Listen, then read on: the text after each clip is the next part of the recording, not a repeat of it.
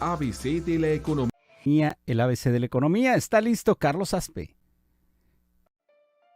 Expreso 24/7 presenta ABC de la economía 24/7. Y con el tema, ¿cómo queda el superpeso después de esta crisis de algunos bancos? Carlos Aspe, ¿cómo te va? Una crisis que se llevó a varios, ¿no? Y a ti en lo particular, Marcelo, gusto saludarte. El gusto es de nosotros, Carlos. Gracias por estar con nosotros. Sí, Marcelo, fíjate que yo creo que es una crónica que no ha terminado aún todavía. Estamos observando todavía, antes de entrar ahorita contigo, los datos. Ayer todavía un banco americano importante, el First Republic Bank, aparte del Silicon Valley Bank, que a principios de semana fue el que mandó la primera turbulencia al mercado. Ayer hubo otro banco también en Estados Unidos, antier hubo otro banco en Europa, y bueno, el día de ayer la crónica es que entraron 30,000 millones de dólares a rescatar ese otro banco, lo cual no dio resultado. No dio resultado porque el día de hoy, a pesar de que la acción ayer subió un poquito, el 10%, el día de hoy vuelve a bajar. Entonces, eso pues sigue mandando señales de volatilidad en los mercados. Son mercados que está pasando en el mundo, no está pasando en México. Ahorita hablo del tema México, pero en el mundo, Silicon Valley pues es un caso muy especial. ¿Por qué? Porque es un banco que le apuesta mucho a la tecnología, ¿no? Sí. Y agarraba proyectos de todo tipo, de chile, dulce y manteca, ahora sí como dice, ¿no? De tecnología, y dentro de ellos obviamente que están los estelares, los que ya sabemos que son proyectos muy fuertes, muy consolidados. Sin embargo, les daba mucho margen a ese banco como para entrarle a proyectos de tecnología, en el cual a veces eran proyectos solamente en diseño, ¿no? Y le entraba y los capitalizaba y le entraba con dinero, y eso entraba a tesorería del banco. Finalmente los bancos tienen tesorerías y es la que usan para prestar y para rendimientos. Entonces, al capitalizarse ese banco con demasiados productos muy riesgosos fue lo que ocasionó el problema en el Silicon Valley Bank. Sin embargo, continuó la cascada y afectó en Europa al Swiss Bank. Al día de hoy, ya hablando del tema México, ¿qué pasó? Pues esa volatilidad que no ha terminado, o sea, sigue todavía, sigue presente. El tipo de cambio ayer, por ejemplo, estaba en 18.70, el día de hoy subió a 18.90, es decir, y si veníamos hablando del superpeso hace una semana, todavía lo comentábamos, incluso lo dijimos en tu programa, Marcelo, Sí. dijimos, parece que estamos tocando piso, tocando fondo en cuanto al límite inferior del tipo de cambio, lo cual así sucedió porque esto pasó después, esto pasó el lunes, martes, ¿no? Entonces, sin embargo, la fortaleza que nos ha mostrado el peso, de que no fue un efecto, no se disparó el tipo de cambio así como antes, ¿no? Que se devaluaba el 200%, etcétera, de estar en 12, pasar a 20, etcétera. Ahorita la devaluación fue de 5%. O sea, Dios guarde la hora, imagínate, ¿no? Exactamente. Sí, nos dejó marcados a muchas generaciones esas. Exactamente. Drásticas devaluaciones de los 70, de los 80, todavía la del 94, ¿no?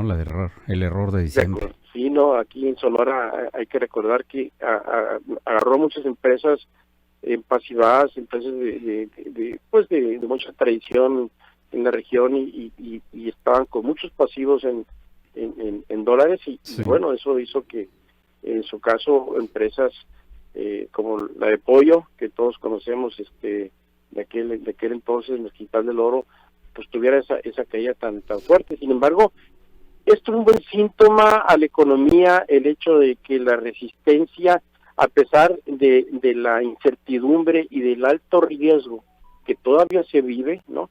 El tipo de cambio haya tenido una banda de movimiento de 5%, es decir, pasó de 18 a 19, y en esa banda, es decir, aguantó un coletazo, como se dice, de 5%, lo cual es muy bueno.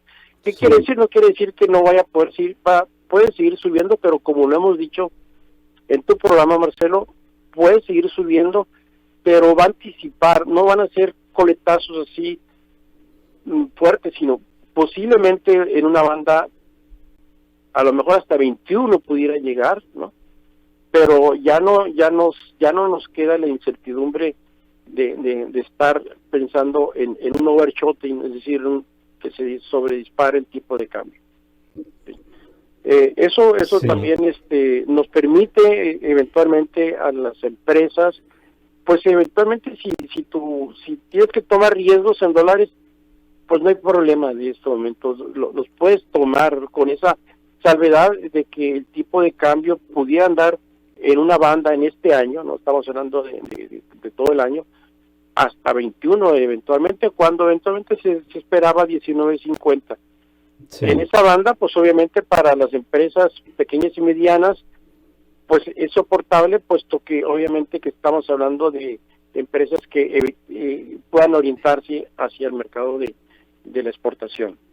Bien. Carlos, brevemente, esta crisis de los bancos de Estados Unidos, ¿a qué se ha debido?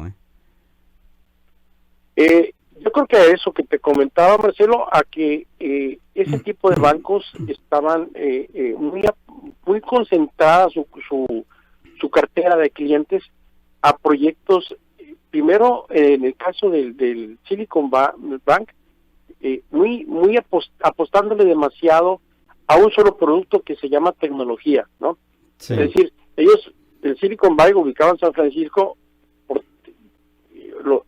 el puro nombre Silicon Valley es tecnología. Entonces, sin embargo, hay proyectos de todos, ¿no? Hay proyectos buenos, malos y muy malos, y la mayoría son de alto riesgo. Entonces, al momento que las tasas de interés están subiendo a los niveles en Estados Unidos, que por cierto se espera que siga subiendo en niveles de 6 puntos, es decir, la erogación que tienen que hacer a los ahorradores es mucho mayor, y eso también significa mucho mayor gasto de parte de la banca. Entonces, al no tener el suficiente capital líquido para soportar esa liquidez, es lo que hace que esos bancos salieran y dijeran, cerramos la caja, no podemos seguir pagando los intereses, necesitamos ayuda. Y entran y les ayudan los otros bancos, ¿no? Sin embargo, ese efecto dominó es el que provocado por este banco, que es un banco con un capital grande, ¿no? Estamos hablando de más de 500,000 millones de dólares. Entonces, el efecto dominó es lo que afecta. Afortunadamente a México no nos ha llegado ese efecto dominó. Tienen una economía muy basada en economía real, más que la economía financiera, y de eso, si quieres, podemos hablar en las siguientes partes. Me parece muy bien, lo dejaremos para un tema especial, ¿no? Y dedicarle pues toda una sección. Carlos Aspe, el ABC de la Economía, 24/7, muchas gracias por tu participación de hoy.